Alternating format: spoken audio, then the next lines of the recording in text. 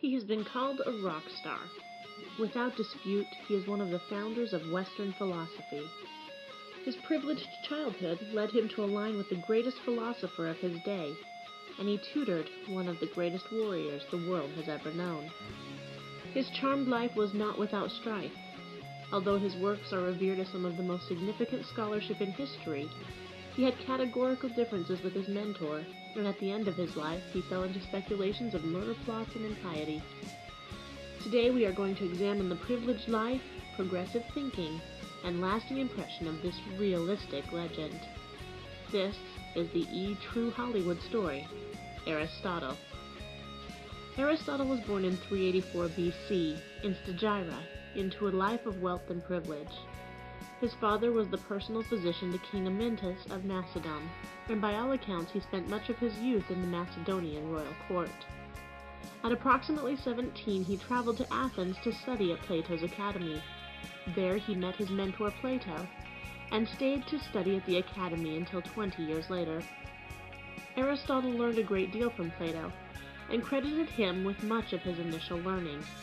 But their relationship changed as Plato continued to develop his views based on idealism, and Aristotle began to define the parameters of realism. Aristotle's belief in reality based on observations directly contradicted his master's thinking. Although outwardly the two were amiable, the rift between Plato and Aristotle grew wider as both fought to justify their position.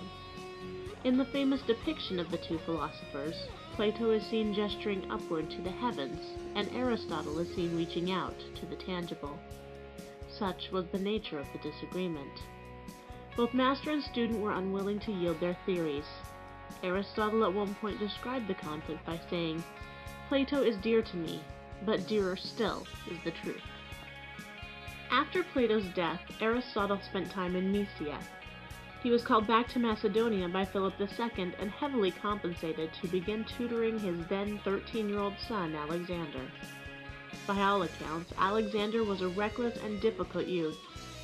Over time, Aristotle advised and mentored the boy into a man worthy to rule after his father's passing.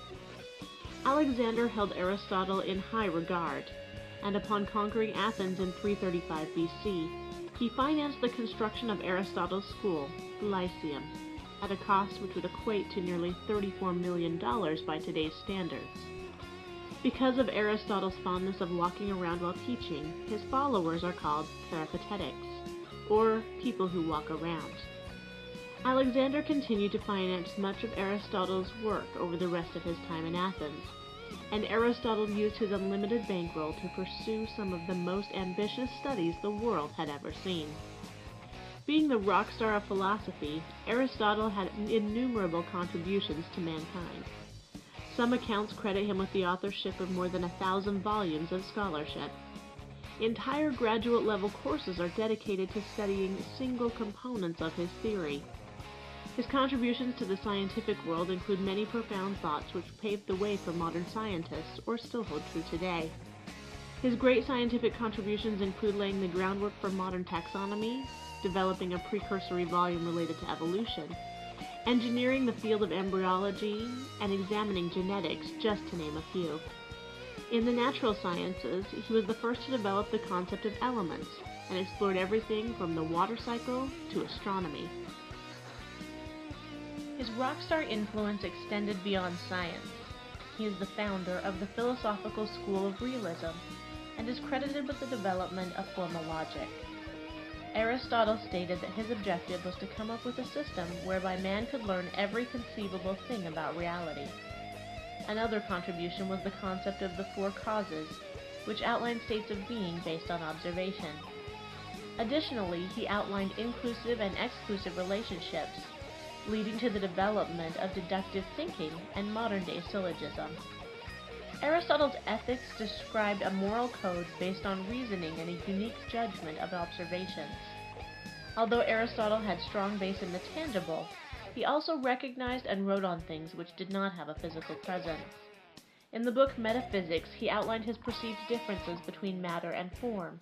To him, matter is what made up something, and form was the force which gave it its destiny. Aristotle wrote books on the arts including rhetoric and poetics, and books on psychology including On the Soul and On Dreams. He also wrote on politics, presenting theories on governing which believed that the decisions should be left to the informed and capable few. His great scholarly contributions did not eliminate personal strife. Near the end of Alexander's life, there was speculation that Aristotle was part of a plot to remove the ruler from power. And after the fall of Alexander, Aristotle found himself out of graces with the new governing body. He was charged with impiety and fled to escape prosecution.